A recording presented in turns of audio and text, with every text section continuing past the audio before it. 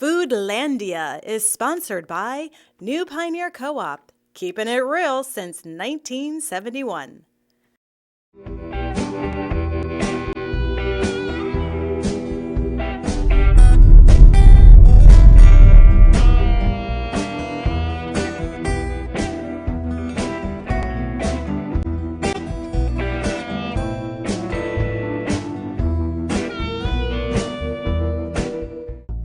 All right, Teresa, so we are now in the dairy section, and you have been kind of waxing poetic about your cheeses. Favorites. Yes, so go ahead and continue.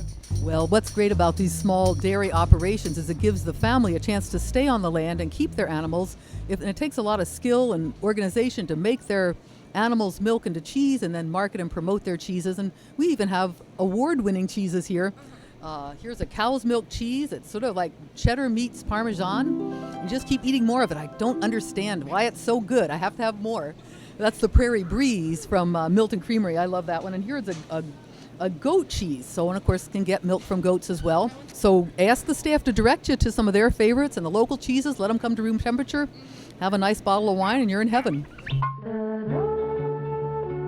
So we're interested to hear about what's going on with the local dairy businesses and farmers and things like that. Well, it's a challenge, to make a living on the farm if everything is beef and confinement hogs and corn and soy. So what we want to do is diversify because that's more the foods that we like to eat. So we have the small meat producers bringing us, say, a lamb. And these are not little baby lambs. These are great big lambs. And then we cut them down. We make our own sausage. So we're trying to take the meat and the cheese from the people who are actually producing it. And in this case, it's a challenge to run a successful dairy farm because the milk itself on occasion is a very low value. But if you can have the value added of making the milk into cheese and then you sell the cheese, it increases your chances of staying on the farm and creating marvelous traditions in cheese, even award-winning. Absolutely. Can you tell us a little bit more about this award-winning cheese, where it comes from and who is making it? Well, it's Reichardt's Dairy Air.